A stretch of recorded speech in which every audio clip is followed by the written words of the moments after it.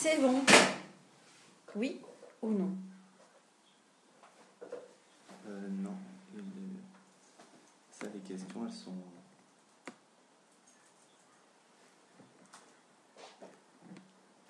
non, il n'y a pas marqué ça. Ça, il les voit où? Non, il n'y a pas.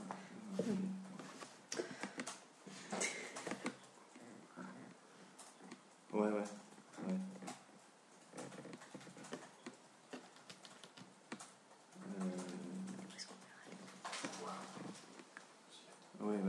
Ok, on y est.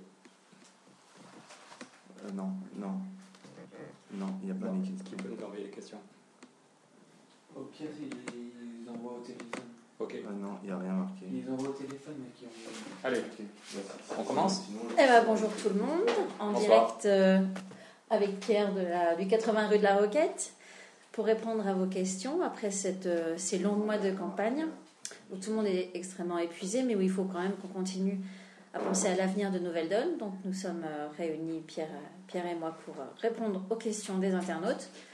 Questions que je ne vois pas apparaître à l'écran, donc je ne pourrai pas vous répondre. Pierre, tu vas demander des questions. Est-ce que la technique peut nous envoyer les questions? Et donc, je vous promets que dès que nous les aurons, nous répondrons. Et bon, en attendant que les questions arrivent, peut-être que je peux évoquer le programme pour Nouvelle-Donne pour les prochains mois. Si ça te va? Très bien. Très bien. Donc, nous aurons un conseil national le 28 juin prochain qui sera ouvert aux têtes de liste également de chaque région. Les premiers nous rejoindront donc normalement à l'Assemblée. Ça demandera à être confirmé. Ensuite, nous avons un travail à faire sur les commissions thématiques. Nous avions promis que ce serait effectivement le premier des chantiers à mettre en place une fois les élections passées. Ces commissions thématiques seront prises en charge au niveau de l'organisation par Audrey et Julien Dournion. Ces commissions existent parfois dans les... C'est bon, les questions sont arrivées? Pardon de te couper, Isabelle. Oui. Les questions arrivent. C'est pas grave, c'est live. On n'a que des messages de bonjour et de bonsoir. Donc posez vos questions. Qui posent leurs questions. Oui, alors vous pouvez poser des questions. Il y a plein de messages pour dire bonjour, bonsoir. Donc on dit bonjour, nous aussi, parce qu'on est Bonjour, polis. bonsoir. Donc on dit bonjour. On est en milieu d'après-midi à Paris. Il ne pleut plus à Paris, c'est du direct. Et on attend vos questions. Mais Donc sinon, dès qu'on en aura, on les prendra. Alors, Et on a aussi... tu veux nous lire la question? Comment mobiliser contre le TAFTA? Peut-on exiger un débat sur France Télévisions à une heure de grande écoute? Sur TAFTA. Et plutôt sur le débat nécessaire. Je pense que là, on peut interpeller, effectivement, c'est peut-être à moi de le faire aussi par des questions écrites. En tant que parlementaire, des questions écrites au directeur de France Télévisions. Enfin, je dirais juste qu'il n'a pas répondu à mes précédentes questions orales, donc j'espère qu'il pourra le faire pour les questions écrites. Mais en tout cas, poser la question directement au directeur de France Télévisions pour savoir s'il serait intéressé par un débat sur justement le TAFTA. Alors, ça ne coûte rien et on verrait donc ainsi la position de nos chaînes nationales. Et puis je pense qu'il y a un travail de fond à faire pour expliquer aux citoyens pourquoi ce projet est dangereux. On peut avoir des traités avec les États-Unis ou avec le reste du monde, mais le traité tel qu'il est parti est vraiment très dangereux, accélérerait le dumping social, le dumping environnemental. C'est fait dans la plus totale opacité. Quand François Hollande explique qu'il faut se dépêcher de négocier avant que les peuples comprennent ce qu'est dans ce traité, c'est quand même vraiment scandaleux. Et on pourrait voir une entreprise privée qui attaque un pays, pour ce qu'on sait de la négociation, il y a des choses absolument scandaleuses, comme on pourrait voir une entreprise privée qui attaque un pays parce qu'elle ne fait pas les bénéfices qu'elle espérait, qu'elle ne peut pas vendre les produits qu'elle voulait vendre. On pourrait avoir Procter & Gamble qui fait un procès à l'Allemagne parce que l'Allemagne met en place un salaire minimum. Voilà. Et donc Procter & Gamble pourrait dire j'espérais faire 2 milliards de bénéfices, je ne fais qu'1 milliard et donc je demande 1 milliard de sanctions contre l'Allemagne. Donc c'est juste surréaliste, c'est un recul intellectuel, politique, moral, catastrophique. On pourrait manger n'importe quoi, ne plus avoir le contrôle sur ce qui est dans nos assiettes ou dans les assiettes de nos enfants. Donc pour plein de raisons, Nouvelle-Donne s'oppose au contenu de ce projet et à la façon de le négocier. Donc c'est pour ça qu'on dit, c'est comme la méthode est catastrophique et ce qu'on sait du contenu est catastrophique. Donc on dit stop TAFTA et reprenons sur de nouvelles bases les négociations. Pendant 40 ans, la mondialisation, ça a fonctionné parce qu'il y avait des normes sociales. L'esprit de Philadelphie, en 1944, tous ceux qui avaient connu la crise de 29 expliquaient qu'on pouvait avoir une économie mondiale, mais qu'il fallait dans chaque pays et dans le commerce mondial, dans chaque pays et dans le commerce mondial, des règles sociales sur le salaire minimum, sur le temps de travail, sur le financement de la retraite des vieux. Voilà, c'était en 1944, tout le monde était d'accord. Aujourd'hui, au lieu de supprimer ces règles, il faudrait rajouter des règles environnementales, des règles sur les questions de climat. Mais donc une mondialisation qui est synonyme de dumping social et environnemental, ce serait une catastrophe. Donc Nouvelle Donne s'y oppose. En tout cas, Pierre, le gouvernement ne fait pas d'éducation populaire à TAFTA. Il va essayer de garder ces négociations secrètes le plus longtemps possible, comme ils l'ont toujours fait depuis le début. Donc à nous, collectif anti-TAFTA, puisque Nouvelle Donne l'a rejoint, de nous montrer toujours mobilisés pour expliquer à tous les Français ce que ça signifie vraiment, ce que ce traité voudra dire, comme tu viens de le donner avec des exemples comme Procter & Gamble, mais en tout cas de continuer à mobiliser les gens sur le terrain pour que le débat, puisqu'il n'est pas pris en charge par l'État, soit pris en charge par des partis, et en particulier par Nouvelle Donne. Yes. On a une autre question sur l'importance que nous accordons au sein de Nouvelle Donne à l'urgence écologique. Là, je pense que les documents où nous avions interpellé bruyamment en mettant 1000 milliards pour le climat, pour sauver le climat, prouvaient que nous étions effectivement à Nouvelle Donne extrêmement concernés par le sujet. Le sujet sur la transition énergétique arrive très tard. Il n'est même pas encore à l'ordre du jour réellement de l'Assemblée. Ça prouve à quel point le gouvernement ne l'a pas considérée comme une question prioritaire. Elle l'est pourtant pour nous. On peut réfléchir indéfiniment aux questions économiques, à la question du chômage. Si le réchauffement climatique a lieu comme le rapport du GIEC l'explique, on aura beau se préoccuper d'économie, ce sera largement trop tard, puisque nous ne pourrons de toute façon pas vivre sur cette terre. Vas-y. Oui, et ce qui est scandaleux, c'est de voir comment maintenant monsieur et madame tout le monde a compris la gravité du problème. Isabelle vient de parler du rapport du GIEC. Maintenant, la plupart des citoyens ont bien compris que toutes les études scientifiques montrent qu'hélas, il n'y a plus aucun doute sur la gravité du dérèglement climatique. Le problème climatique, ce n'est pas peut-être une hypothèse dans 40 ans. C'est déjà aujourd'hui, toutes les études montrent qu'il y a 3 fois plus d'événements climatiques extraordinaires qu'il y a 30 ans. Les grandes sécheresses, les grandes inondations, les grands typhons. Il y a 3 semaines, il y a eu 20 morts aux États-Unis à cause des tornades. Là, il y a des inondations aux 4 coins de l'Europe. Des millions de gens qui meurent dans les pays du Sud parce que le prix des céréales a flambé. Donc c'est aujourd'hui qu'il faut agir.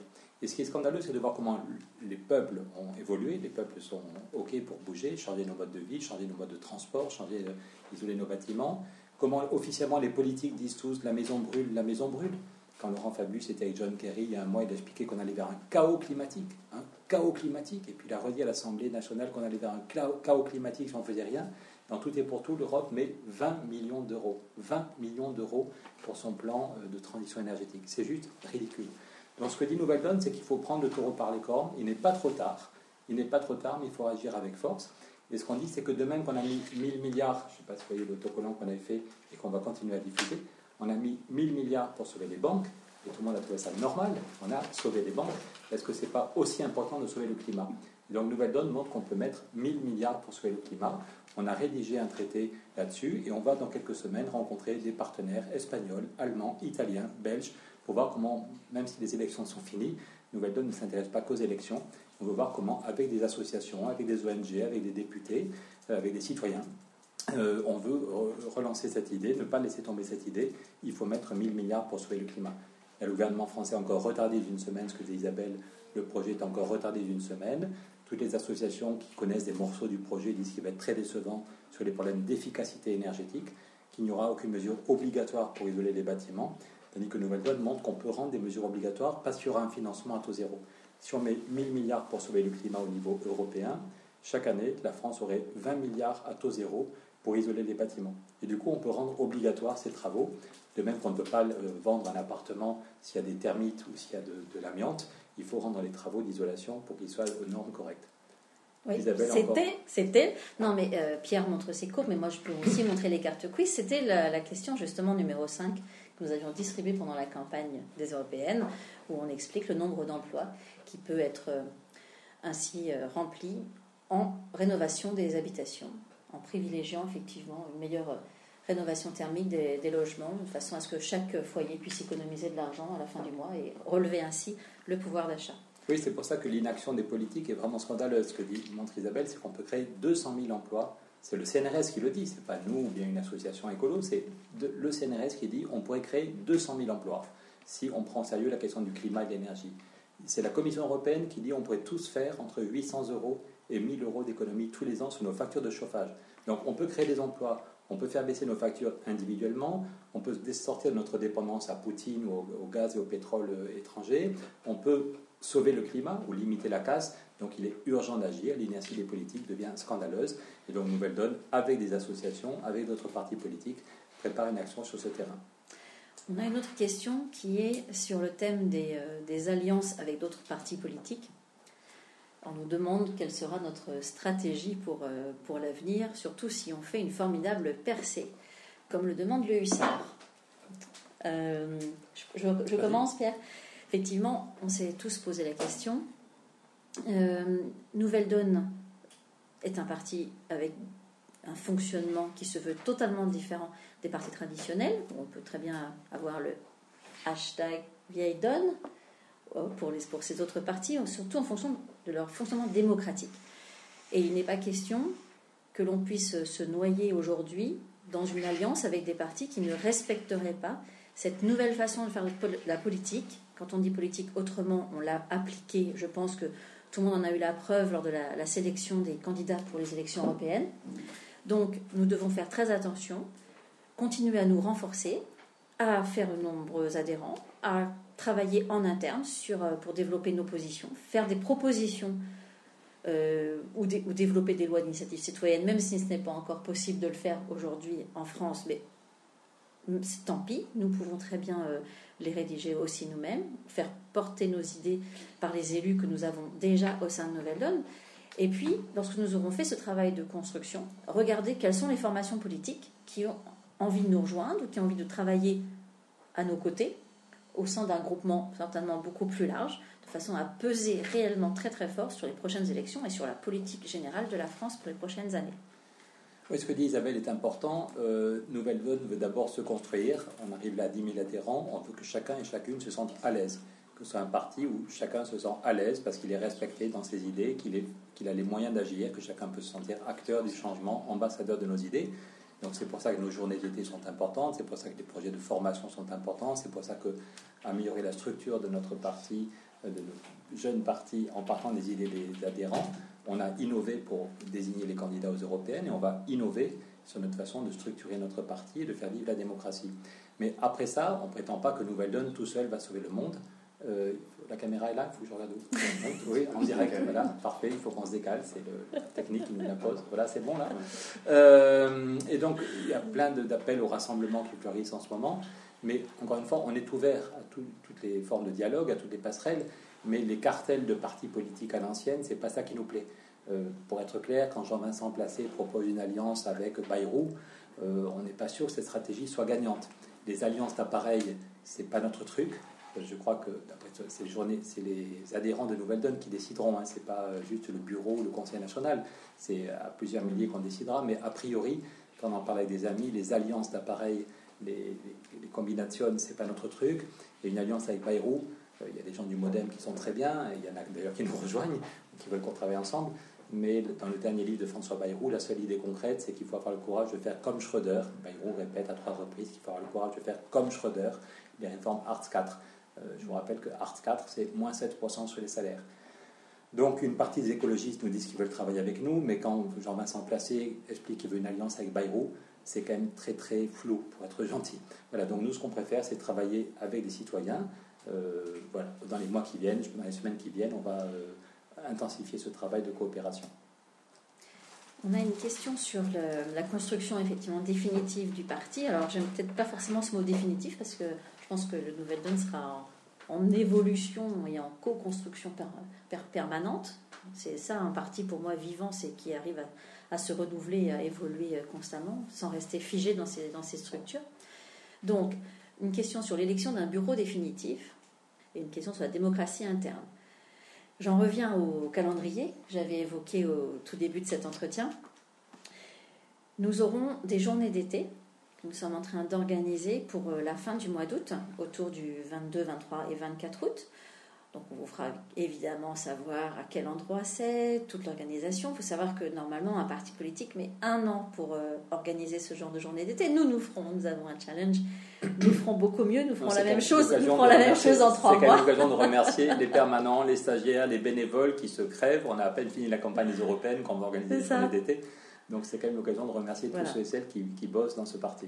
Donc pendant ces journées d'été, ce sera l'occasion de nous retrouver tous ensemble, parce que des moments conviviaux, on en a vécu certains pendant les meetings, d'autres quand on était place de la République, tous ensemble, au mois de mai. Maintenant, il faut élargir le cercle, qu'on puisse apprendre à se connaître. Nous sommes un parti tout jeune, les militants ne se connaissent pas forcément entre les régions. Ce sera l'occasion des journées d'été de mettre tout le monde autour des différentes commissions thématiques et de rendre ce parti nettement plus vivant. En tout cas, vivant au sens concret de la convivialité et des rencontres physiques. Et le web, c'est bien, le chat, c'est bien, mais les vraies rencontres, c'est encore mieux.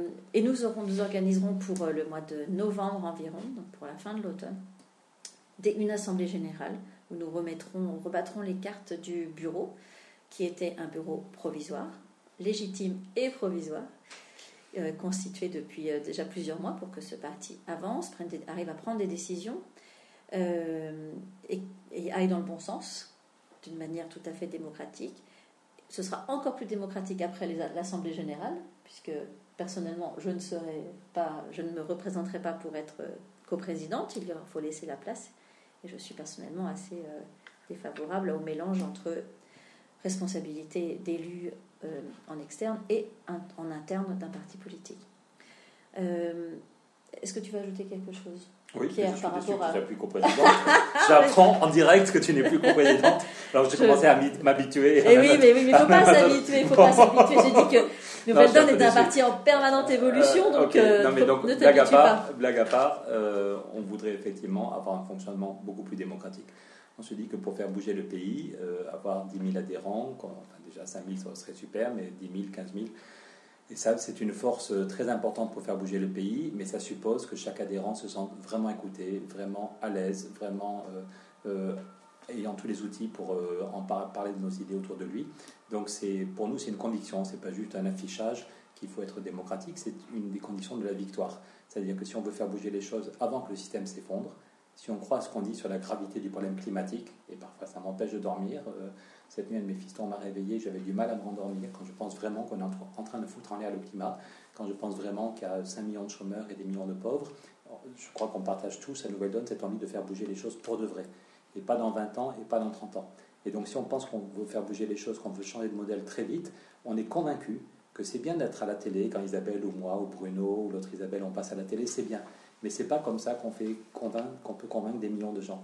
Donc pour nous, le fonctionnement démocratique est donner à tous les adhérents et adhérentes les moyens d'agir sur son territoire, les outils pour convaincre, pour se sentir à l'aise, c'est juste fondamental.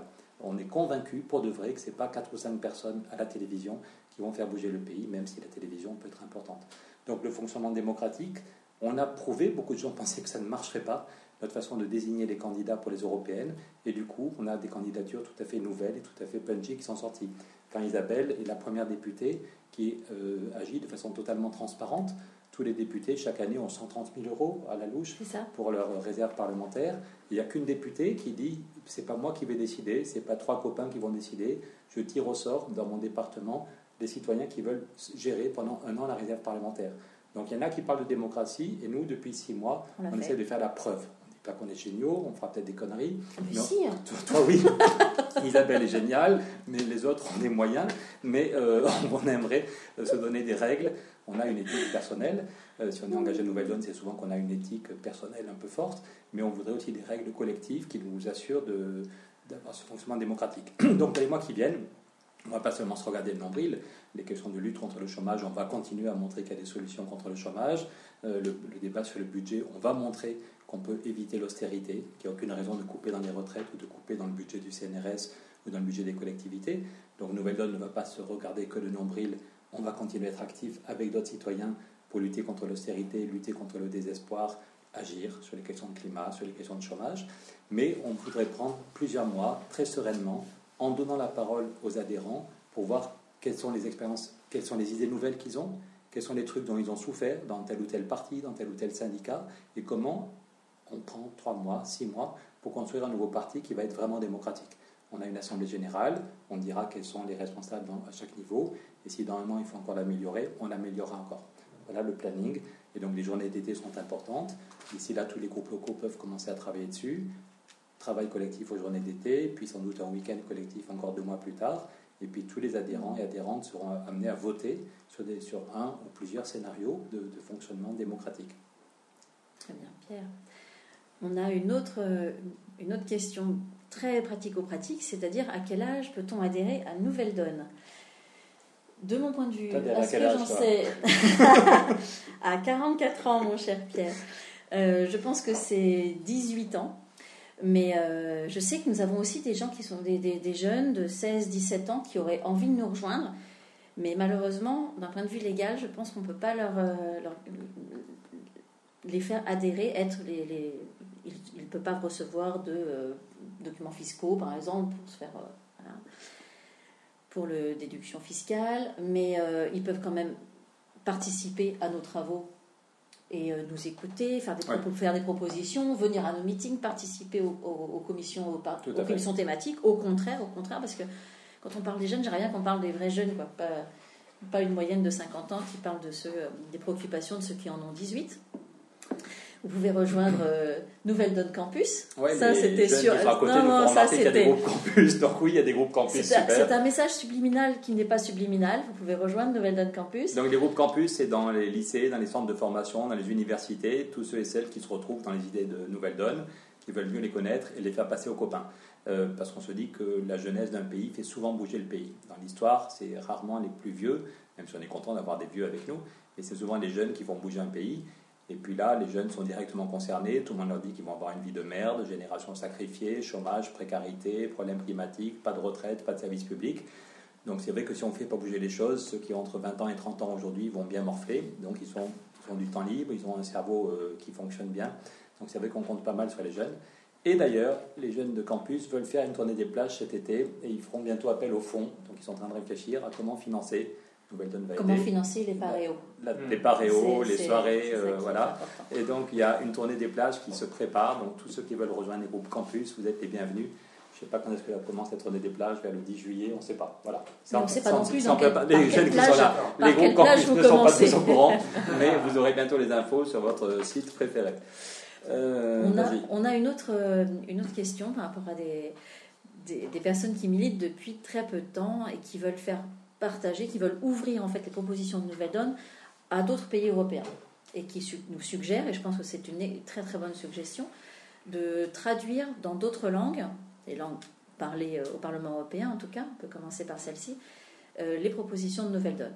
Je suis personnellement tout à fait favorable à ces traductions, et s'il y a des bénévoles, que tous ceux qui savent parler portugais, maltais et hongrois, s'il vous plaît, vous fassiez connaître, que nous puissions élargir à d'autres langues que l'anglais, l'espagnol et l'allemand.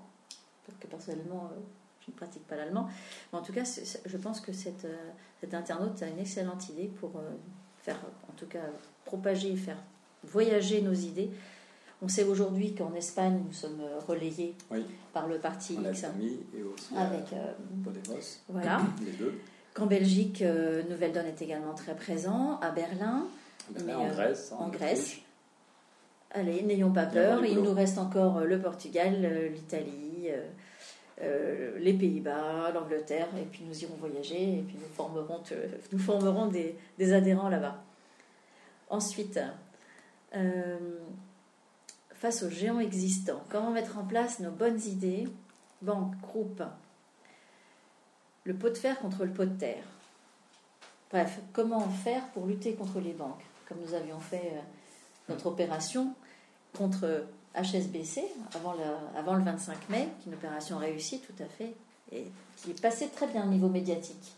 D'aller braquer une banque, ça nous a tous fait du bien, je crois. Mais je pense que ça va être vraiment d'actualité à l'automne.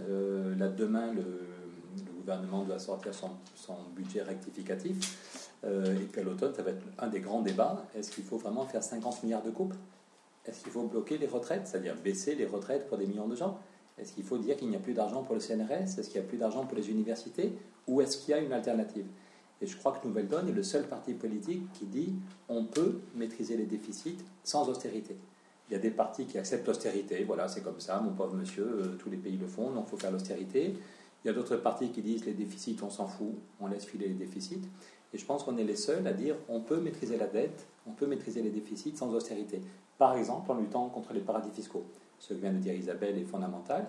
Il y a 50 milliards qui partent chaque année, qui devraient être dans les caisses publiques et qui partent vers les paradis fiscaux. Des entreprises, des banques qui ne payent pas d'impôts en France ou qui favorisent l'évasion fiscale. C'est comme ça qu'on s'était retrouvés avec Monique et Michel Pinson-Charleux devant HSBC pour dire c'est juste scandaleux de voir qu'on les laisse faire. Il y a des portes ouvertes, c'est luxueux. Si vous voulez faire de l'évasion fiscale, venez chez nous. Alors que même le pays le plus libéral de la planète, les États-Unis, sont en train de prendre le taureau par les cornes. Il y a des domaines où Obama est décevant, mais sur la question des paradis fiscaux, Obama agit. Vous avez vu, là, il y a le Crédit Suisse qui va payer 2,6 milliards d'amendes. Il y a BNP Paribas qui risque des milliards d'amendes. Obama a fait passer la loi FATCA. La loi FATCA, c'est très simple, ça tient en 5 pages, et ça dit que dans 3 semaines, là, au 1er juillet, il n'y aura plus aucun secret bancaire pour le fisc américain. Aucun secret bancaire. Les banques suisses étaient furieuses, les banques du Liechtenstein étaient furieuses, mais Obama a tenu bon, et au 1er juillet, le fisc américain, les services des impôts seront au courant de tous les comptes à l'étranger.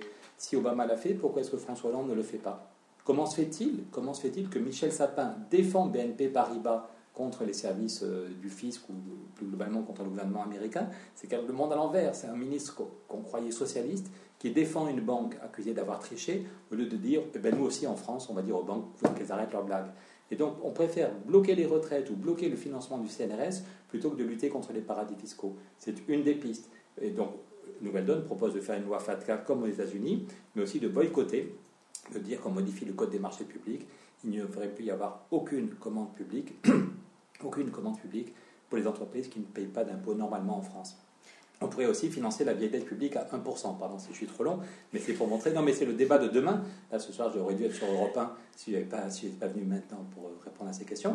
Non, mais c'est pour dire que c'est le débat actuel. Le projet de loi arrive demain. Le projet de Manuel Valls va sortir, c'est 50 milliards de coupes. Arrête tes blagues, toi. Non, mais c'est pour dire que c'était dans l'actualité. C'est pas pour dire que je vais passer à la radio. Donc, est-ce qu'on continue cette austérité qui va aggraver la crise, ou est-ce qu'on se dit que, par exemple, si on finançait la dette publique à 1%, pour sauver les banques, on a mis 1000 milliards à 1%, alors que quand les États ont besoin d'argent, on finance à 2%, à 3%, à 5%, à 8%. Et Nouvelle Donne montre que c'est tout à fait possible, sans changer les traités. Donc demain, si on le veut, on pourrait financer la vieille dette publique à 1%. Pour la France, ça ferait chaque année 20 milliards d'économies, c'est déjà ça. Ça évite de couper dans les retraites, et pour les pays du Sud, ça changerait tout. Donc je ne vais pas être trop long, allez sur le site de Nouvelle Donne, pour ceux qui ne connaissent pas encore nos idées, mais on peut maîtriser les dettes publiques, on peut maîtriser la dette et le déficit sans austérité. Là, je rebondis sur une des autres questions qui viennent d'arriver à l'écran, sur comment faire pour pousser nos idées, pour les faire connaître d'un plus grand nombre. Je pense qu'on peut très bien continuer sur notre lancée de la campagne des européennes où on avait les petites vidéos, 1 minute pour comprendre, qui étaient extrêmement pédagogiques, qui ont fait beaucoup de bien pour essayer d'expliquer quelles étaient les bases et les préoccupations premières de Nouvelle Donne. Très pédagogique, et je pense que c'est dans ce genre d'explication qu'il faudra continuer à l'avenir. Nous avions également, je les ai montrées à l'écran tout à l'heure, les questions, je les remontre quand même parce que c'était crucial pour aller parler aux gens sur le terrain, au lieu de distribuer un tract, de dire est-ce que vous voulez faire un jeu, ça avait tout de suite beaucoup plus d'impact. Les gens gardaient la carte dans la poche, faisaient la collection, parce que pour ceux qui ne le savent pas, il y en a d'autres, et on pourra comme ça continuer à l'infini sur d'autres thèmes que l'on veut défendre et que l'on veut promouvoir au sein de Nouvelle Donne. Et si je parle de toutes ces méthodes pour faire passer nos idées, très simples, très concrètes, c'est parce que, je ne sais pas si tu te souviens, Pierre, quand nous étions sur les Champs-Élysées pour braquer HSBC, en tout cas pour récupérer l'argent de l'évasion fiscale et le redonner à l'État. Merci, j'espère que Michel Sapin nous dira merci bientôt, et Christian Eckert aussi, car nous voulions quand même rebondir sur cet argent-là et le remettre dans les caisses de l'État.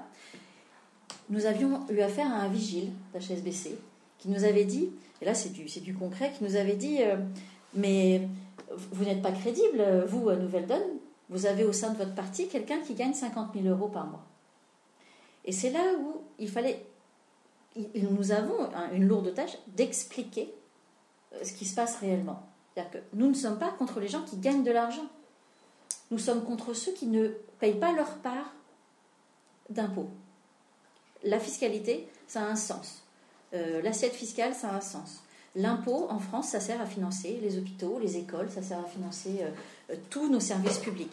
Donc, ce que les gens ne supportent plus en France, c'est l'injustice face à l'impôt. C'est le fait que certains trouvent ça normal d'optimiser. Et plus on est riche, plus on optimise, et plus on envoie son argent à l'étranger. Et c'est devenu un sport national. Mais ça, les Français ne le supportent plus, et les Européens non plus. Donc ce sont des messages simples à faire passer. Et à ce vigile qui nous a dit clairement qu'il allait voter Front National, on pouvait lui dire, oui mais monsieur, nous ne sommes pas contre les personnes qui gagnent 50 000 euros par mois, nous sommes contre ceux qui les planquent dans la banque que vous êtes en train de garder jour et nuit et que vous défendez bec et ongle. Et c'est pas un message extrêmement compliqué à faire passer, et pourtant nous devons, nous militants Nouvelle Donne, expliquer à notre voisin, à notre famille, l'expliquer au plus grand nombre, de façon à ce que cette vision de la société, ce que nous voulons, ce partage des richesses, ce partage du temps de travail, tout ça, ce sont des notions qui influencent et qui se diffusent le plus largement possible dans la société. Quand tu montrais là les petites courbes, les petites cartes, je repensais à ce que plusieurs ont dit, qu'on avait fait la campagne la plus pédagogique et la plus joyeuse. Et on était très heureux que ces deux qualificatifs reviennent, la plus pédagogique et la plus joyeuse. Parce que la plupart des politiques sont en même temps chiants et creux, pour dire les choses assez franchement. Tandis que nous, on pense qu'on veut apporter une bonne nouvelle, on peut s'en sortir. Donc on est très heureux quand à la fin d'un meeting, les gens viennent, jeunes et vieux, viennent dire « vous m'avez redonné la pêche, vous m'avez redonné de l'espoir ». C'est parfois émouvant, tous ceux qui viennent nous voir. Et puis on veut être pédagogique, ça ne veut pas dire pénible, pour éviter la vulgarité, mais ça veut dire que tout le monde peut comprendre. Parce que ça fait 40 ans que ceux qui nous dirigent disent « attendez, vous n'avez pas fait l'ENA, attendez, c'est trop compliqué pour vous, vous pouvez pas comprendre. Vous laissez tomber, votez pour nous, puis retournez vous occuper du football, de la télé. Voilà, j'aime bien le football, j'ai passé une partie du week-end à jouer au football, mais il n'y a pas que le football dans la vie. Et nous, on est persuadés à Nouvelle Donne que tout le monde peut comprendre. Qu'on ait raté son CAP ou qu'on soit bac plus 3 ou bac plus 5, tout le monde peut comprendre et être acteur de cette société. Donc certains rigolent, mais quand on voit des courbes, voilà, j'ai promis à mon médecin que je n'en montrerai qu'une ce soir, est-ce qu'on en voit celle-ci? C'est l'évolution. Non, mais tu as le droit de me cacher pour voir la courbe. Voilà, c'est l'évolution de la part des salaires. Voilà. Quand on voit, c'est l'évolution de ce qui va au salaire dans tous les pays occidentaux depuis 50 ans, par rapport à ce qui va aux bénéfices. Est-ce qu'il est normal de dire qu'on va faire un effort sur les retraités et sur les salaires? Quand on voit cette courbe, on comprend qu'il ne faut pas bloquer les salaires, bloquer les retraites, mais qu'il faut réellement lutter contre les paradis fiscaux, créer un impôt européen sur les bénéfices. Donc le but de Nouvelle Donne, c'est de permettre à chacun, là on va être un peu plus serein, il n'y a plus d'élections, là on était à la bourre, il y avait chaque journée comptée pour faire un bon score aux européennes, mais on va continuer le combat au niveau des territoires, au niveau national, au niveau européen, et permettre à chacun de comprendre. Les choses ne sont pas compliquées, elles sont finalement assez simples, et on a envie que le maximum de gens comprennent, et du coup se disent, moi aussi je ne suis pas con, je peux en parler autour de moi. Voilà comment on va faire tâche d'huile, et comment dans les mois qui viennent et les années qui viennent, on voudrait que nos idées soient au cœur du débat public. Nous avions une autre question qui reprend ce que nous disions tout à l'heure sur les commissions thématiques et sur la formation en interne des adhérents de Nouvelle Donne. Le but des comités locaux, ils auront comme tâche de faire remonter au bureau national les thèmes qu'ils veulent pouvoir travailler pendant l'année ou pendant les prochains mois.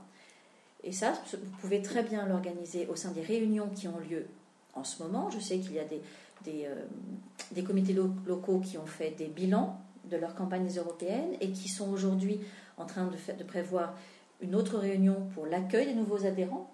Car depuis les élections, nous avons grossi, et tant mieux, et j'espère que nous grossirons encore. Mais il faut accueillir ces nouveaux militants, leur expliquer ce qu'est Nouvelle Donne et les intégrer à ceux qui étaient là déjà depuis plusieurs mois. Et donc, tous ensemble, de décider au sein de ces groupes locaux des thèmes qu'ils veulent pouvoir travailler ensemble pendant l'année. Ensuite, rien ne les empêche d'inviter un intervenant extérieur pendant une soirée, par exemple, 2 heures, parler de l'agriculture biologique. Pourquoi ne pas inviter, par exemple, un des responsables de l'association Terre de Liens? Vous pouvez, de cette façon, l'ensemble des militants de ce groupe se forment. Ensuite, si c'est une autre thématique, n'hésitez pas, vous faites la même chose sur n'importe quel sujet.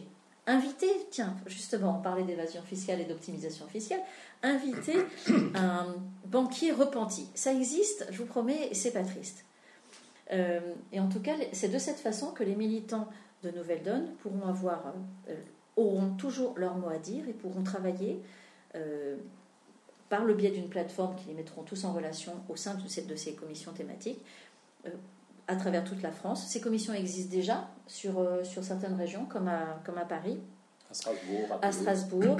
Ce travail a déjà été enclenché. Il s'agit maintenant de l'élargir et de faire en sorte que tous les militants, où qu'ils se trouvent, je vais reprendre l'expression de Pierre, que vous soyez à Mont-de-Marsan ou à Strasbourg, comptez sur nous, vous pourrez rejoindre une commission thématique. Blague privée, no comment. On continue. Quelqu'un nous dit qu'il nous regarde en mangeant du bon pâté. On est pâté croûte à Lyon. On est content pour vous, mais nous, on ne peut pas manger face à la caméra. C'est les joies du direct. Merci. Alors, politique fiscale, juste mais réaliste. Quelques pistes, quelques idées. Je pense qu'on a commencé à y répondre déjà, toi et moi. Il y a peut-être d'autres choses que tu veux rajouter. Une politique fiscale, juste. Isabelle va vous montrer une courbe. Comment la voir? Non, mais tu peux passer sur ma tête, c'est pas grave. Non, mais voilà, l'évolution de l'impôt sur les bénéfices en Europe depuis 30 ans. Voilà, on voit que le taux d'impôt sur les bénéfices était à 37%. Il y avait le taux d'impôt en moyenne en Europe sur les bénéfices était à 37%. Et puis depuis que l'Irlande est rentrée, c'est qui va le plus baisser son impôt pour attirer les entreprises. Donc on était à 37, on est tombé à 25%. Alors qu'il n'y a jamais eu autant de bénéfices. Il n'y a jamais eu autant de bénéfices, mais chaque pays diminue son impôt.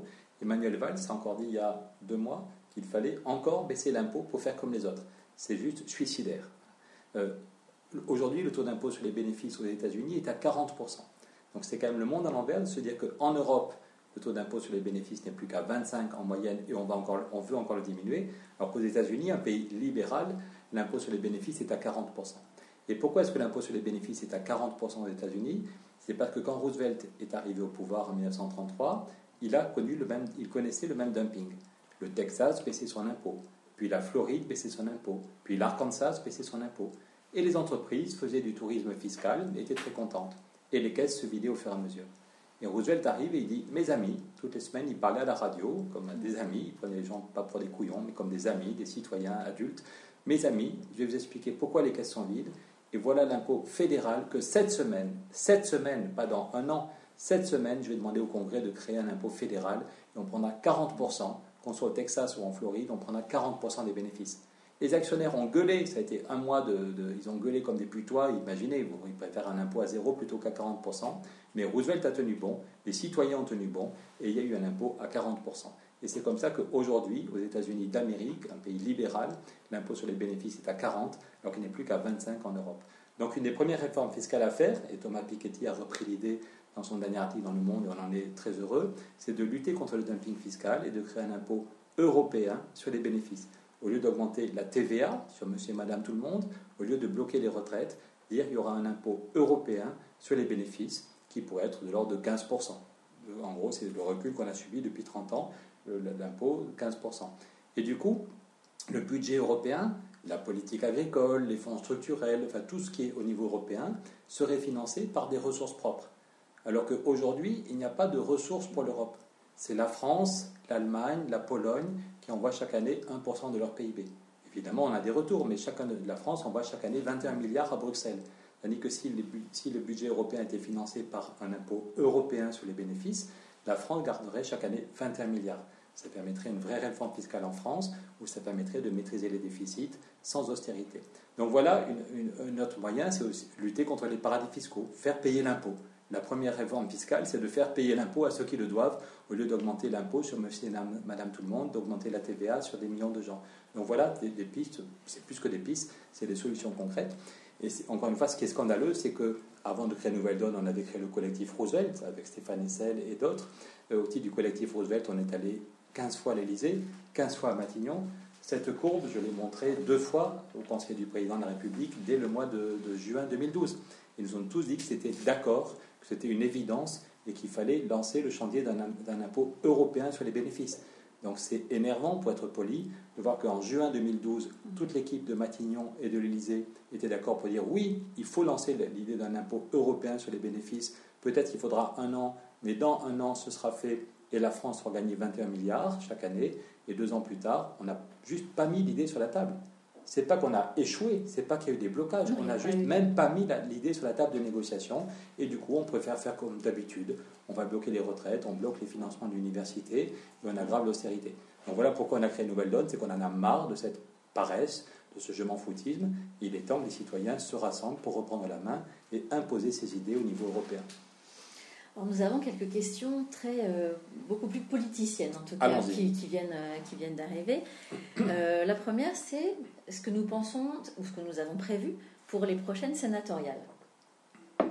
Alors là, on n'a peut-être pas le même point de vue. En tout cas, ce n'est pas une question qui a été tranchée au sein du Bureau national. Je vais me contenter de donner mon avis personnel. Je suis plutôt pour une suppression du Sénat. Donc attention, mes amis sénateurs, bouchez-vous les oreilles. Mais qui serait remplacée par une assemblée consultative type CESE, peut-être élargie, mais en tout cas d'avis techniques qui pourraient être intéressants. CESE, pour ceux qui ne connaissent pas l'abréviation, Conseil économique et social et environnemental. Voilà. Pour ceux qui ne connaissent pas. Et donc, qu'est-ce que dans ces cas-là, on irait faire à des élections sénatoriales si vous avez une coprésidente qui est contre le Sénat? Je pense que, en tout cas, ça peut être une bonne exposition médiatique. Ça pourrait. Et encore, il faut voir. Est-ce que on n'a aucune chance d'avoir des élus? Déjà, il faut se le dire. Aucune chance. Donc, est-ce qu'on y va pour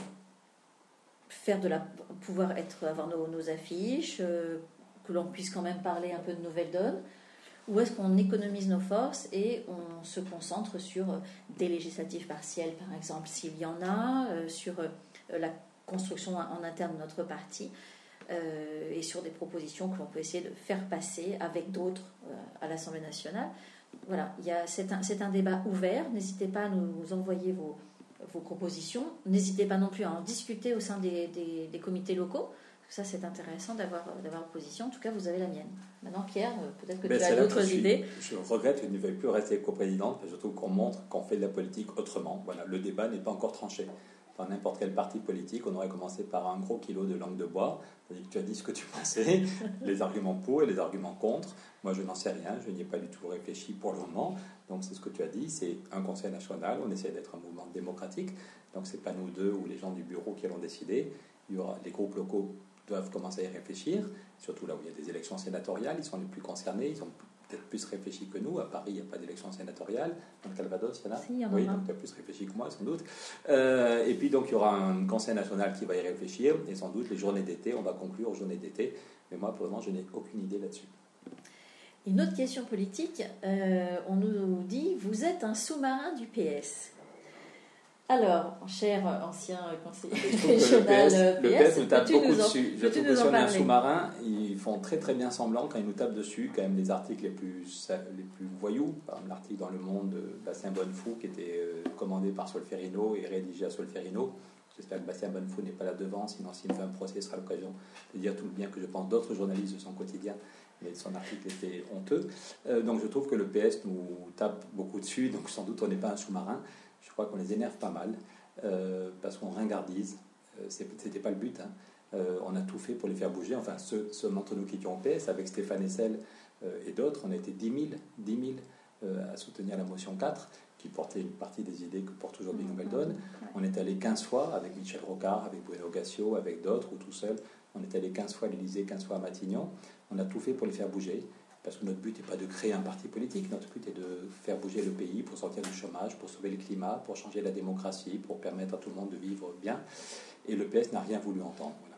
Les dirigeants du PS n'ont rien voulu entendre, donc c'est pour ça qu'on a fait Nouvelle Donne. On n'est pas un sous-marin, et moi je n'envisage pas une minute. Je pense que le PS est incapable de se remettre en cause. Je pense que le PS va continuer à avoir des élus locaux. Il y a des gens bien, mais qu'il est incapable intellectuellement de faire face à la crise, et que par contre il faut provoquer, il faut montrer qu'il y a une alternative en dehors du PS. Et je pense que toi, Pierre, au sein du Parti Socialiste, moi, au sein d'Europe Écologie Les Verts, je pense que si nous avions eu la sensation que nous pouvions faire bouger les choses de l'intérieur, que nous pouvions faire évoluer nos partis politiques réciproques, nous y serions restés. Parce que c'est jamais de gaieté de cœur qu'on quitte un parti politique. Et quand on en crée un autre, c'est à toi de le dire, Pierre, mais la tâche est lourde. Et ce n'est absolument pas un moment agréable à vivre. Il y a des bons côtés, certes, mais il y a des bons côtés. Mais ce n'est pas évident, en tout cas, de quitter, de quitter le parti où on a été pendant très longtemps. Et donc, mais si nous avions vu, une lueur d'espoir à l'intérieur de nos anciens partis, nous y serions restés. Or, ce n'est pas le cas. Aujourd'hui, même, je vois une des questions qui nous interpelle sur l'appel des socialistes affligés. Les socialistes affligés sont des gens très bien, nous en connaissons beaucoup. Oui, ils sont affligés, mais j'ai envie de leur dire, si vous êtes affligés, vous pouvez aussi quitter le Parti socialiste et venir nous rejoindre. Regardez, nous sommes 2 coprésidents, avec Patrick Beauvillard, nous sommes 3 agréables coprésidents de partis politiques. Il y a des militants partout, il y a des groupes locaux qui seront ravis d'accueillir les socialistes affligés. Non mais, moi je comprends que les amis qui sont restés encore au PS me disent « Attends, on va voir en novembre ». Je ne donnerai pas de nom, mais nous avons rencontré des députés socialistes encore la semaine dernière, qui essayent de faire bouger les choses, et c'est plutôt courageux. Et vu la gravité de la situation, moi je serais très très heureux si les 100, les 41 arrivent à faire bouger le PS, à faire changer d'avis Manuel Valls, arrivent à montrer que le Parlement est responsable. Tant mieux si ils arrivent à ce que le budget soit un vrai budget de progrès social et non pas de recul.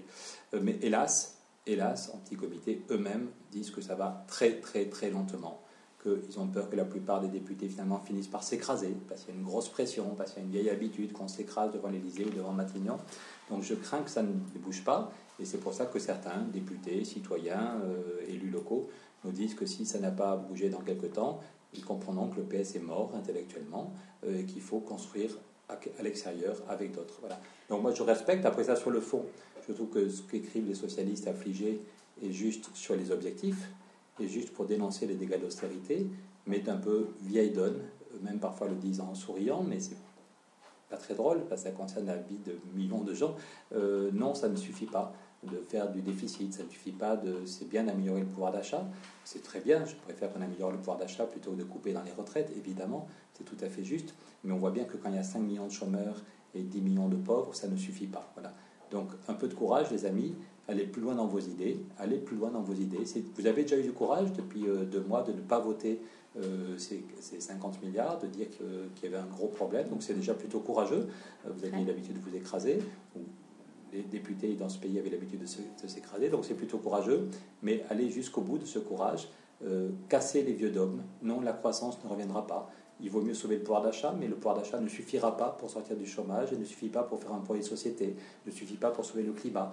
La loi qu'on nous prépare sur les questions climatiques est tout à fait insuffisante. Donc ayez le courage jusqu'au bout, et puis venez nous rejoindre dans quelques temps, soit à Nouvelle Donne, soit on peut construire des ponts. Mais voilà, le PS est mort, mais c'est pas grave, parce que le progrès est tout à fait possible. Qu'on l'appelle la gauche ou pas, on est des millions à croire encore au progrès social, on est des millions à vouloir construire une société d'équilibre, de convivialité, d'innovation. Donc bienvenue à tous ceux et celles qui veulent construire avec nous cette société d'équilibre et de convivialité. Et je rebondis juste sur ce que tu disais, Pierre. Effectivement, les députés socialistes, mes collègues à l'Assemblée qui n'ont pas voté le pacte de responsabilité, je tiens à préciser, ce sont des élus qui ont énormément de courage, car nous sommes au courant des pressions qu'ils ont pu subir individuellement et en groupe.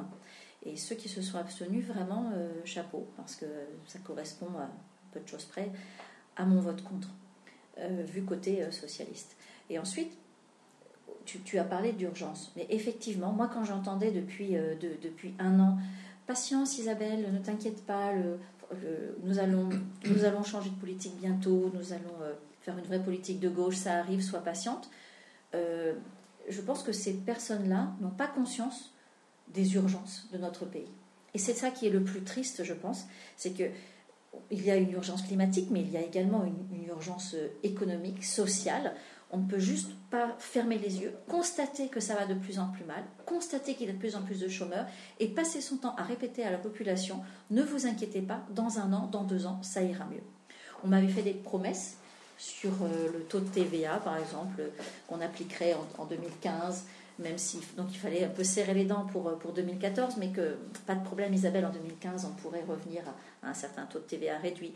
Je me suis aperçue que là je m'étais fait totalement rouler dans la farine par des responsables du groupe parlementaire socialiste. Je suis complètement attristée, je ne suis pas affligée, je ne suis pas comme eux, je suis très triste de voir la direction qu'a pris ce gouvernement.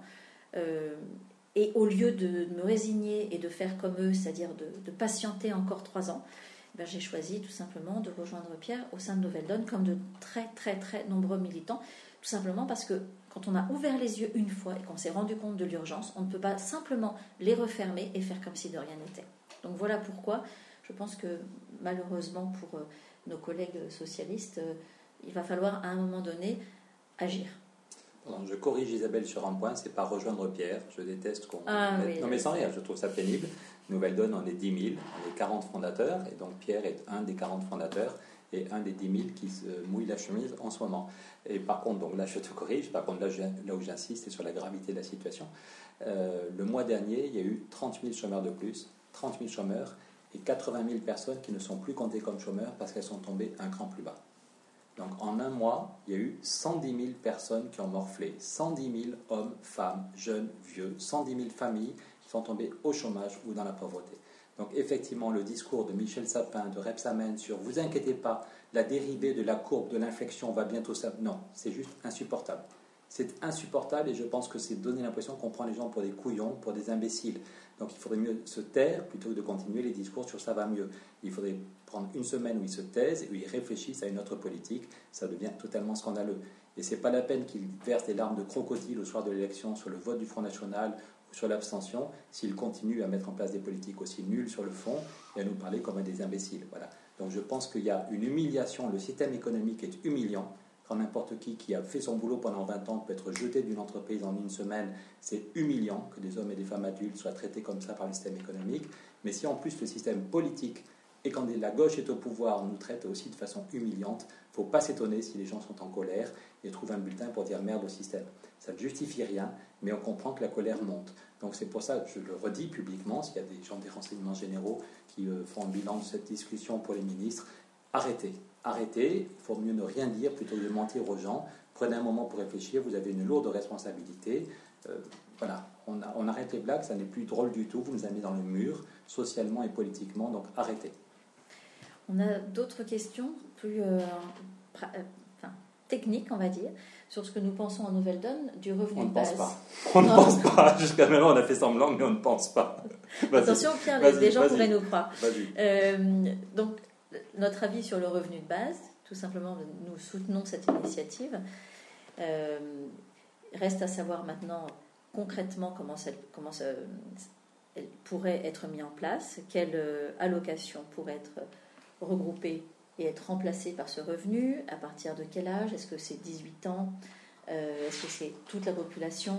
Il y aura prochainement cet été les universités d'été du revenu de base, donc ce sera intéressant, nous y participerons, ce sera très intéressant de voir les avancées en la matière, de constater également où en sont les pays qui ont lancé cette initiative, de voir également donc, l'évolution sur une année ou 2 ans. En tout cas, c'est quelque chose qui apparaît clairement dans le programme de Nouvelle Donne et sur lequel il faut se pencher.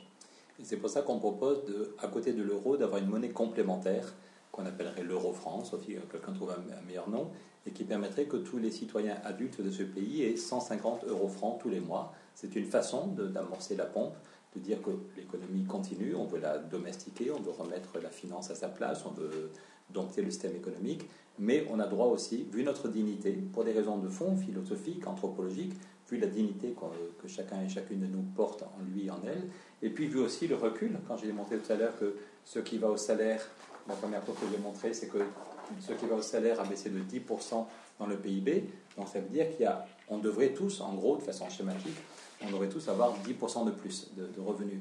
Mais si on demande aux entreprises aujourd'hui, là, demain, d'augmenter les salaires de 10%, ça ne va pas le faire. Il y a un petit problème de compétitivité, de concurrence. Par contre, on peut très bien, par un revenu complémentaire, donner à chacun ou à chacune 150 euros francs tous les mois. Vous savez, il y en a des millions qui ont des tickets restaurants. Quand ils vont manger à midi, ils ont des tickets restaurants pour acheter un sandwich ou pour acheter une boisson. Ça marche. Il y a des monnaies locales, là j'ai oublié les miennes, mais souvent j'ai des Eusko, la monnaie locale qui fonctionne à Bayonne, ça marche très très bien.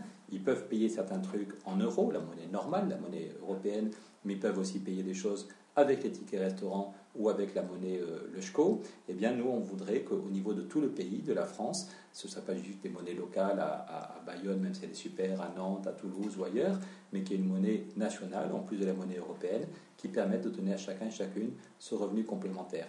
Ça n'aurait que des avantages et on voudrait que ça soit mis en place très vite. C'est une façon de lutter contre la pauvreté et c'est une façon d'un point de vue anthropologique de dire qu'on a tous droit de vivre dignement vu la dignité qu'on porte. Tout à fait.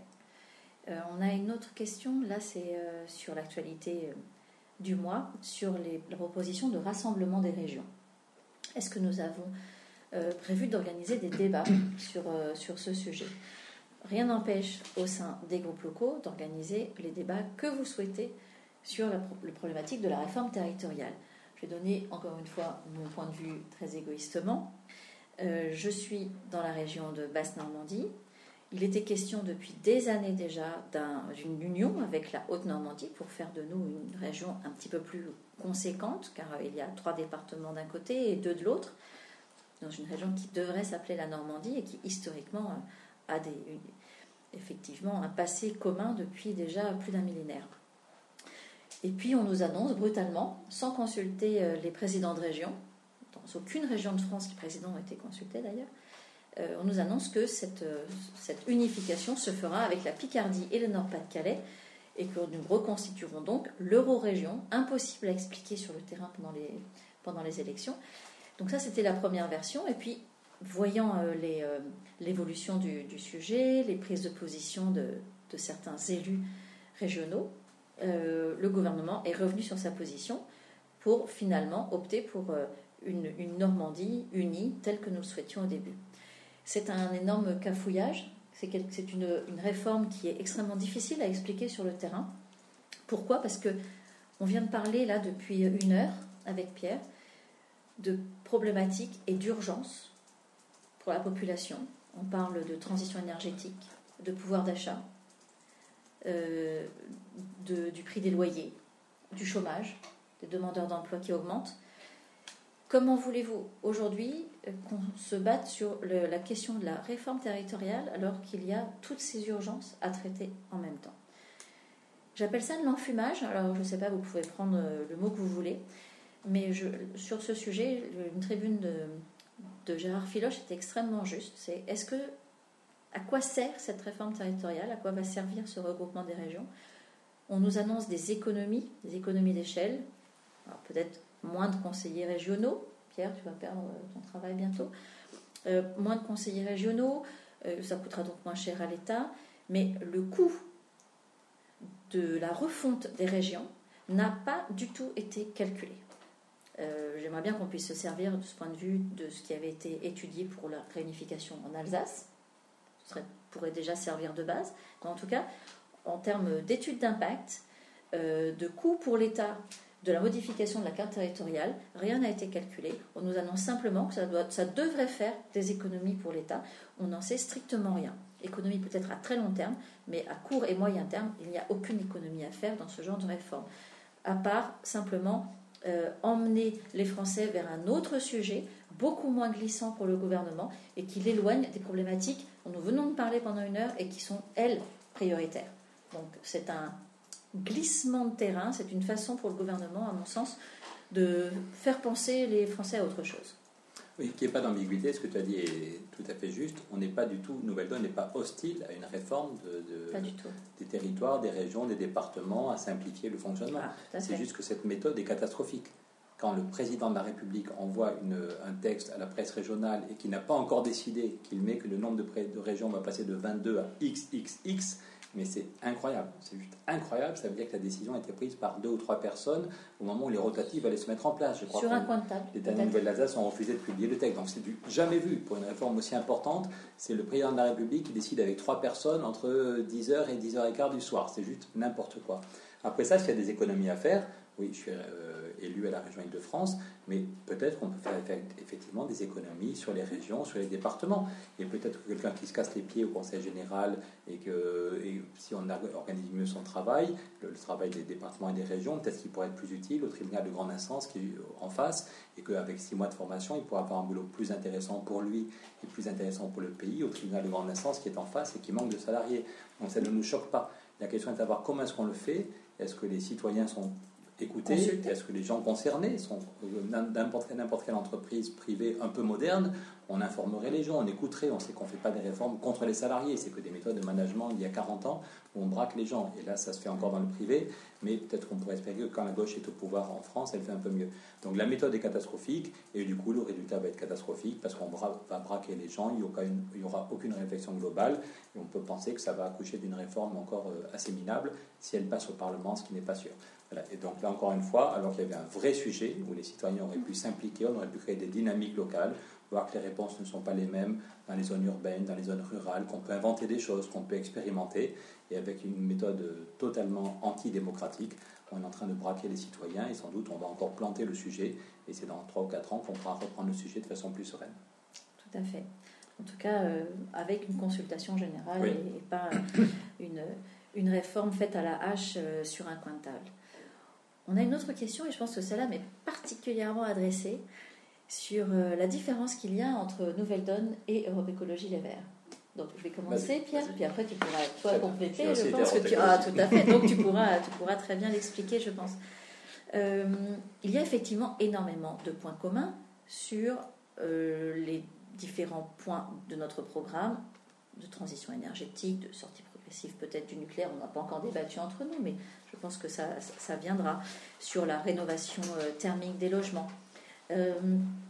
Peut-être s'ils avaient eu l'idée des 1000 milliards pour sauver le climat, ils l'auraient dit, mais bon, l'idée vient de Nouvelle Donne.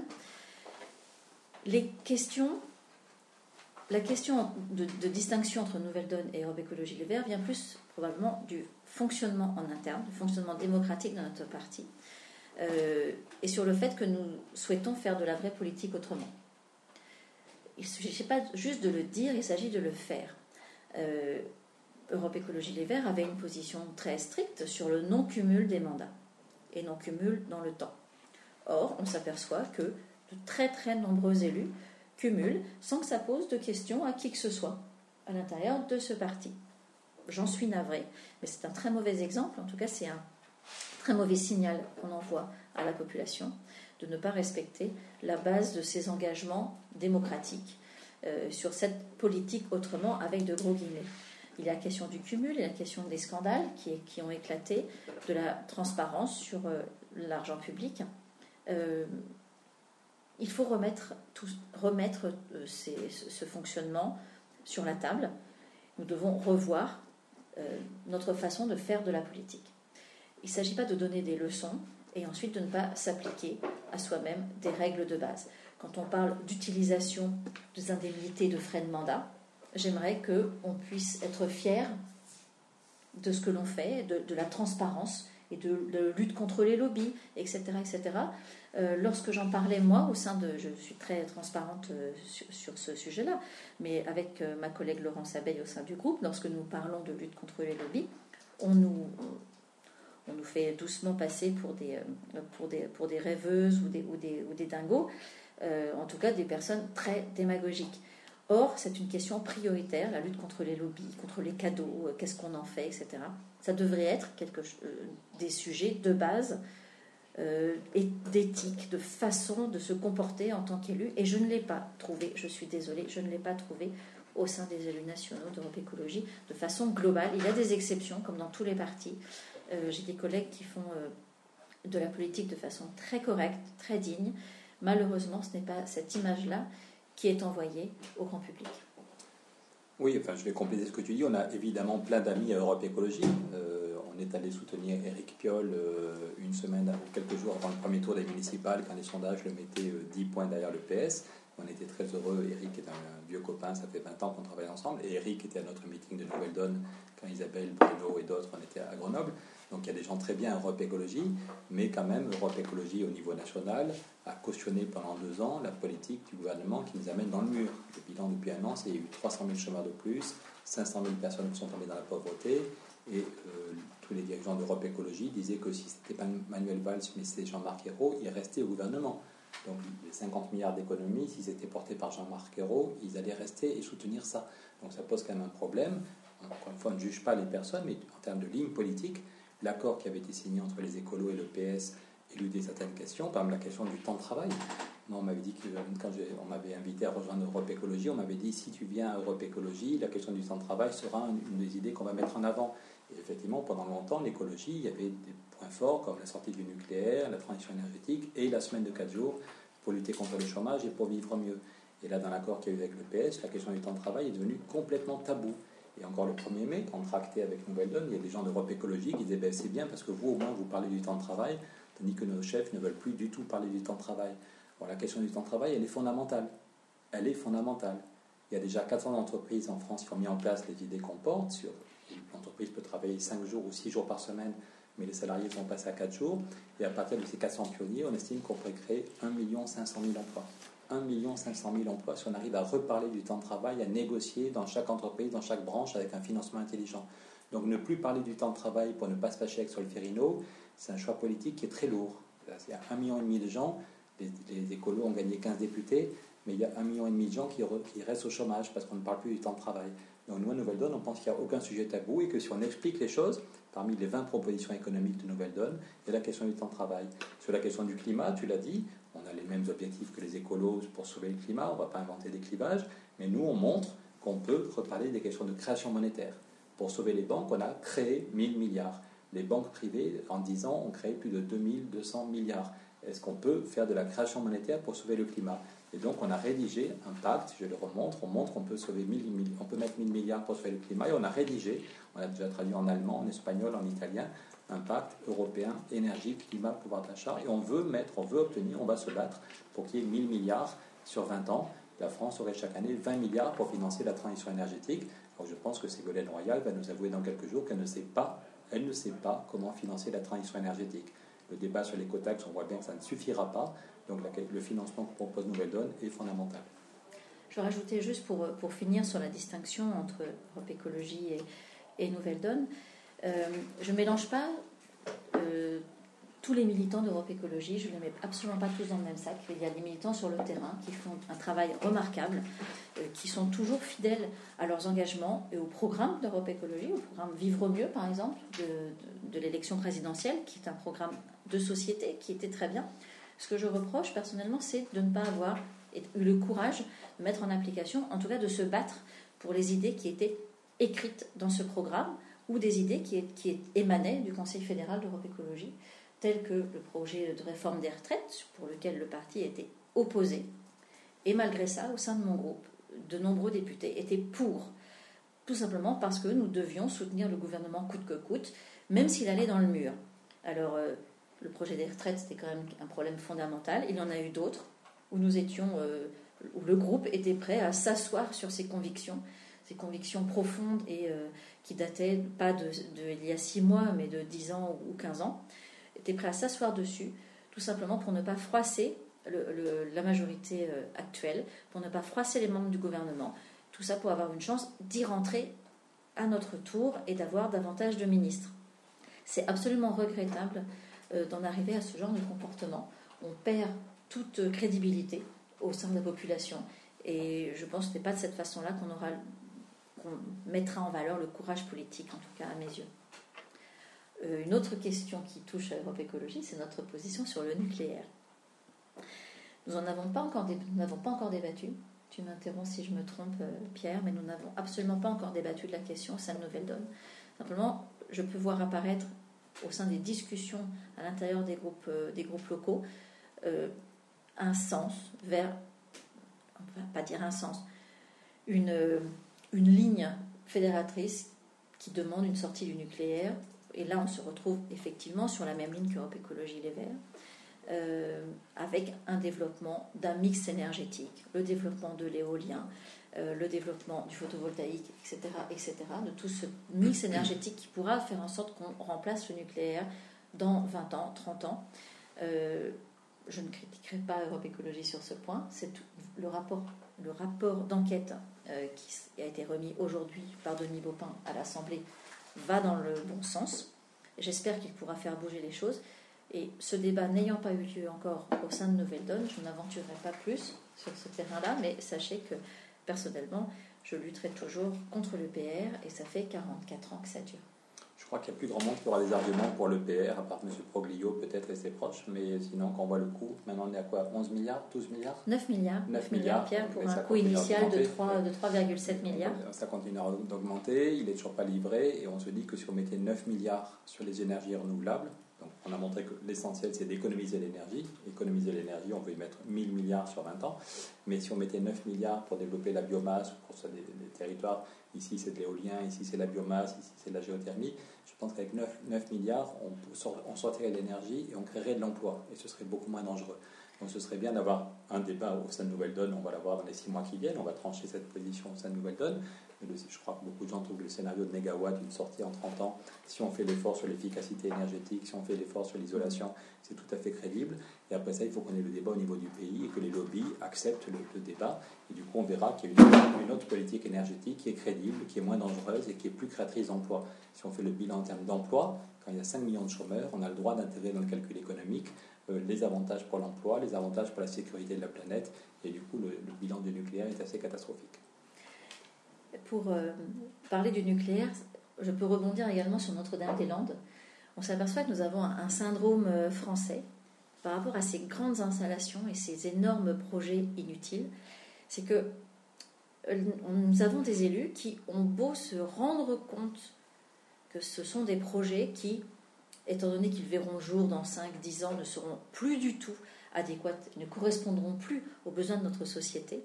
Mais puisque nous avons déjà dépensé 8, 9 ou 10 milliards sur un tel projet, il faut continuer. Voilà, nous avons lancé des études, nous avons déjà payé des études, donc nous devons continuer, même si on s'aperçoit que c'est un projet complètement délirant, qui ne correspond plus du tout aux attentes de nos concitoyens. Nous avons des élus qui considèrent qu'il faut y aller quand même, parce que ce serait dommage, on a mis déjà des millions ou des milliards, donc il faut continuer. Et c'est absolument déprimant et déconcertant de voir qu'ils sont d'accord avec nous, qu'ils sont d'accord sur la sortie du nucléaire, mais vous comprenez bien, cher monsieur, chère madame, nous avons déjà mis de l'argent pour faire ces études, ce serait donc un gâchis de ne pas continuer, et on continue. Et c'est une situation que l'on retrouve à la fois pour le PR, que l'on retrouve pour Notre-Dame-des-Landes, pour l'aéroport, et que l'on retrouve également sur certaines lignes à grande vitesse, puisque nous avons déjà investi, allons jusqu'au bout, même si on se rend compte que ça ne correspond plus du tout aux besoins de notre société. Donc c'est extrêmement regrettable d'avoir des élus nationaux ou locaux, ou en région, qui refusent de voir la vérité, qui refusent de voir l'évolution de la société. Et c'est la lucidité dont on parle au sein de Nouvelle Donne. Nous sommes un parti de gens lucides. Et quand on est lucide, on sait s'arrêter à temps. Et tant pis si ça a déjà coûté de l'argent, mais au moins on doit faire des choix de vie et des choix d'investissement. Mais la question des lobbies est absolument fondamentale. Là, quand tu parles des questions des lobbies en matière énergétique, mais c'est pareil sur les questions de santé. Quand on rencontre Irène Frachon ou Marion Lara qui a fait campagne avec nous, on est effaré du poids des lobbies pharmaceutiques. On savait que le Mediator allait provoquer des milliers de morts et qu'on l'a quand même laissé mettre sur le marché. Donc ce qu'on dit quand on veut que les citoyens reprennent la main, c'est pas juste une question éthique, même si l'éthique est fondamentale, c'est juste que ça concerne nos vies quotidiennes. Les milliards qu'on met sur le PR, il faudrait les mettre ailleurs. Les milliards qu'on met le fonds de réserve des retraites, les lobbies bancaires sont contents qu'ils soient sur les marchés financiers, mais Nouvelle Donne, il faudrait qu'on mette cet argent non pas sur les marchés financiers, mais sur la politique du logement. Et si on mettait cet argent sur la politique du logement, on pourrait tous faire 200 € d'économie tous les mois sur les loyers. Je répète, si on avait le même niveau de loyer qu'aux Pays-Bas, et par exemple si on mettait les 37 milliards du fonds de réserve, on les prend aux banques, on les met sur le logement, eh bien ça se fait pas en 3 semaines, ça se fait en quelques années, mais on pourrait tous économiser 200 € d'économie tous les mois. Et ça veut dire une autre qualité de vie, c'est pas juste du fric, c'est pas un chiffre, ça veut dire qu'avec ces 200 €, on pourrait vivre mieux par ailleurs et avoir en même temps des appartements plus grands. Donc voilà, la question des lobbies, elle pose un problème éthique, elle pose un problème de démocratie, mais c'est juste qu'elle fout en l'air quand on voit des milliers de gens dont le cœur a été abîmé parce qu'ils prenaient le Mediator, alors que les gens, on savait que c'était dangereux et qu'on pouvait en mourir. C'est juste scandaleux, il y a des baffes qui se perdent. Quand on ne met pas en place la taxe Tobin, quand on ne fait rien pour l'aide aux pays du Sud, la France est le seul pays qui a baissé de 9% son aide aux pays du Sud l'an dernier, alors que tous les pays occidentaux augmentaient l'aide aux pays du Sud. Parce qu'il y a toujours d'autres priorités. Parce qu'il y a toujours l'aide aux pays du Sud ou changer le modèle agricole, c'est toujours pour plus tard. Et en même temps qu'on est ici, on a des amis qui sont au siège de la Confédération paysanne pour voir comment on va agir ensemble pour lutter contre l'usine des 1000 vaches. juste scandaleux de voir qu'on va mettre 1000 vaches sur du béton pour diminuer encore le coût du lait, ce qui va foutre en l'air l'agriculture paysanne. Donc voilà, il y a des lobbies très très forts. C'est dramatique de voir que la gauche au pouvoir cède parfois plus facilement encore que l'UMP à certains lobbies. C'est dramatique de voir que Moscovici a cédé au lobby bancaire beaucoup plus que Michel Barnier. Il y a des gaullistes sociaux comme Michel Barnier qui veulent réguler les banques. Et de voir que les socialistes français se sont couchés devant les banquiers, ça fait mal, pour être honnête. Mais on ne va pas se laisser désespérer. On va reprendre le combat. C'est pour ça qu'on a créé une nouvelle donne. Et tu parlais, Pierre, justement de la ferme des 1000 vaches en Picardie, pour lequel tu as été extrêmement mobilisé. Tu es allé on sera tous le 1er juillet à Amiens pour soutenir les copains de la Confédération paysanne. Pour soutenir la Confédération paysanne dans leur combat. Et justement, on vient de recevoir une question qui nous dit vous vous mobilisez pour la ferme, contre la ferme des 1000 vaches. C'est pas une ferme, c'est une usine. C'est une usine, tout à fait. Contre les systèmes financiers, pour Kerviel, etc. Mais on ne voit pas faire des actions médiatiques pour les gens pauvres ou ceux qui seraient dans une situation difficile financièrement. Justement, les actions dont on vient de parler, il s'agit de redistribuer l'argent. Donc c'est bien pour les gens pauvres qu'on se bat sur le terrain, médiatiquement parlant, et puis dans nos propositions pour tous les jours. Quand on dit nous allons lutter contre l'évasion fiscale, quand on fait une opération devant la banque HSBC sur les Champs-Élysées, c'est pour bien expliquer qu'on veut redistribuer cet argent qui part, les 70 milliards, les plus de 70 milliards par an qui partent à l'étranger, qui quittent les caisses de l'État, tout simplement. C'est de l'argent en moins à redistribuer aux personnes, aux foyers les plus pauvres. Donc c'est bien pour les gens pauvres qu'on se bat et qu'on essaie de faire passer ce genre de message. Quand on parle de la ferme des 1000 vaches, il s'agit de faire en sorte que le gouvernement comprenne qu'on arrête de donner de l'argent aux plus grands céréaliers de France, qu'on arrête de donner de l'argent à ceux qui font des usines et qu'on le redistribue aux maraîchers bio qui, sur le terrain, essayent de faire leur travail dans le respect de l'environnement, respect de la nourriture saine, pour une agriculture qui ne sera pas délocalisée, pour maintenir l'emploi en périphérie des villes, dans notre ceinture verte. Donc on est bien là, dans les vrais combats, pour que chacun puisse vivre décemment et pour lutter contre la pauvreté. Ce sont des opérations qui sont toutes liées les unes aux autres. On n'essaye pas de faire du médiatique, de faire un coup médiatique en parlant d'HSBC ou de la ferme des 1000 vaches, mais bien d'expliquer dans un contexte beaucoup plus général que ce que nous souhaitons, c'est une répartition des richesses, répartition de l'argent, pour pas que ce soit toujours les zones les plus humides qui soient toujours les plus arrosées. C'est pas juste les grands céréaliers de la Beauce qui doivent recevoir le plus de subventions, mais bien ceux qui essayent de maintenir, d'embaucher 1, 2 ou 3 salariés agricoles, qui essayent de vendre des bons produits, de respecter la terre, de respecter leurs clients. C'est vers eux que devrait arriver, en tout cas, l'argent des subventions de l'État. C'est cette redistribution des richesses qui nous concerne au plus haut point à Nouvelle-Donne. Et la question de la lutte contre la pauvreté, de la lutte contre l'exclusion, contre la précarité, elle est vraiment au cœur de tous ceux et celles qui s'engagent au sein de Nouvelle-Donne. Il y a 1 an, on avait été quelques-uns à faire une grève de la faim pendant 4 jours devant l'Assemblée nationale.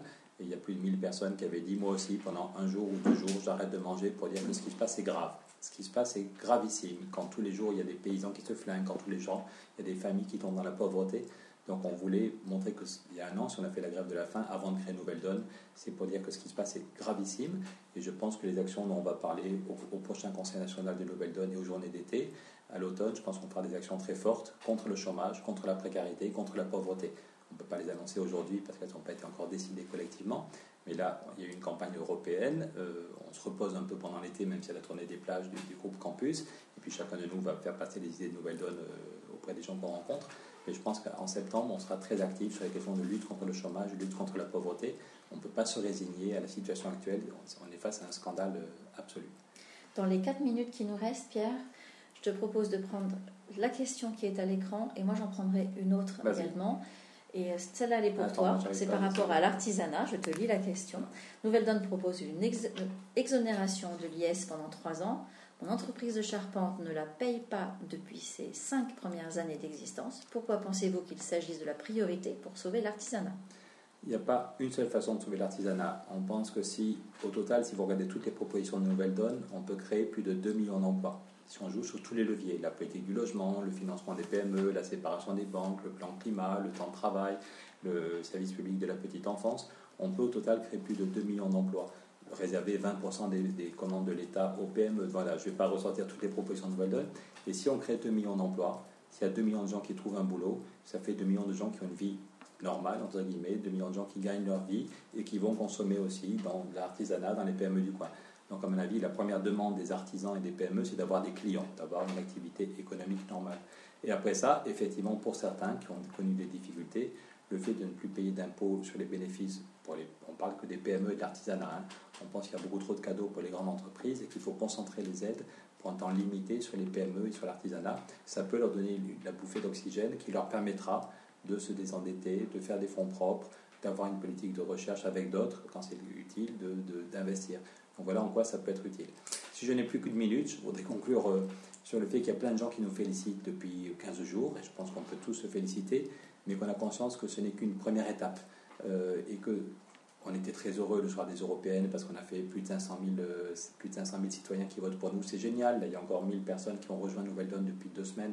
Je pense qu'on est le seul parti républicain qui a accueilli 1000 adhérents de plus en 2 semaines, donc il y a plein de raisons de se réjouir. Mais l'état du pays, le désarroi provoqué par la politique actuelle, le score du Front National sont quand même angoissants. Donc je pense qu'on a le droit de se reposer un peu pendant les vacances, mais qu'il faut absolument repartir au combat, que tous ceux et celles qui sont à Nouvelle Donne peuvent en parler pendant les vacances, et si chacun de nous fait un adhérent de plus, on sera encore plus nombreux, qu'il faut vraiment prendre un temps de convivialité, mais aussi un temps de formation à la rentrée, pour être tous super efficaces, que ce ne soit pas juste Isabelle, Pierre et Bruno qui parlent à la télé, mais qu'on se sente tous super efficaces dans notre façon de parler des solutions aux copains du boulot, aux copains du quartier qui désespèrent, aller dans les quartiers où les gens ne votent plus, aller dans les villages où les gens ne votent plus pour montrer qu'il y a des solutions. TF1 ne va pas nous donner 2 heures pour expliquer nos idées, donc il faut qu'on fasse le travail de terrain, qu'on se sente à l'aise et qu'on le fasse par 2 ou 3. Tout seul, on a l'air ridicule, mais on peut faire ce travail. Et puis je finirai en disant que l'espoir est possible. Je me souviens de notre dernière discussion avec Stéphane Hessel. Stéphane savait qu'il était bientôt au bout du rouleau, il était chez lui dans son lit, il me disait: Pierre, il faut tout faire pour lutter contre le découragement. Et je crois que si on reste chacun chez soi, on a de bonnes raisons d'être découragé. Tous les jours, il y a un nouveau scandale. Un jour, c'est l'UMP, un jour, c'est Cahuzac, un jour, c'est Tartampion. Donc, le bilan du politique est catastrophique. Si on reste tout seul, on a de bonnes raisons de se flinguer ou de désespérer. Mais tous ensemble, on peut lutter contre le découragement. Et puis, à chaque fois, les citoyens peuvent provoquer une surprise. Je parle souvent du mur de Berlin. Moi, mon dernier souvenir quand j'étais étudiant à Sciences Po, le plus grand spécialiste de l'Allemagne, en mars 89, nous a dit que le mur de Berlin était encore là pendant 50 ans. Il en était sûr. Et si on avait attendu un accord entre diplomates et encore du G20, le mur de Berlin serait là. Mais c'est des citoyens qui l'ont fait tomber. Plus près de nous, à une autre échelle, mais aussi sympa, c'est Éric Piolle, la ville de Grenoble. Quand je suis allé soutenir Éric et ses amis, les sondages mettaient Éric 10 points derrière le PS. Et les citoyens l'ont mis 4 points devant au premier tour et 17 points devant derrière au deuxième tour. Donc voilà, ce n'est pas les sondages qui font l'histoire, ce n'est pas les profs d'histoire, ce n'est pas les diplomates, ce sont les citoyens. Donc c'est ce qu'on voudrait faire avec Nouvelle Donne, c'est provoquer un changement, c'est écrire l'histoire. Modestement, tous ensemble, on peut peut-être éviter l'effondrement et provoquer un sursaut, joyeusement et pédagogiquement. Voilà. Est-ce que tu me permets de rebondir sur la dernière question, qui sera pour moi aussi la conclusion. On nous dit reprendre la main, c'est bien, d'accord, ok, mais est-ce qu'un simple citoyen peut faire quelque chose, même s'il est tout seul? Oui, un simple citoyen peut faire beaucoup. Un simple citoyen peut parler des idées de Nouvelle Donne à ses voisins, à ses amis, au hasard dans un pub cet été, sur la plage ou n'importe où vous serez. Vous pouvez parler et expliquer de façon la plus simple possible qu'il y a des moyens pour changer la politique que nous avons aujourd'hui en France et en Europe. Vous pouvez aussi rejoindre un comité local Nouvelle Donne. Il y en a aujourd'hui plus de 150 dans toute la France qui se structurent, qui sont en train de grossir et qui proposent des actions régulièrement chaque mois, en tout cas qui accueillent les nouveaux adhérents à bras ouverts, donc n'hésitez pas. Et effectivement, les simples citoyens, comme disait Pierre, ont fait bouger, ont fait rompre le mur de Berlin, et nous aussi, à Nouvelle Donne, on vous promet que les simples citoyens peuvent tout faire changer. Et ça s'appelle reprendre la main. À bientôt, et je l'espère que vous allez passer une très bonne soirée. Bonne soirée.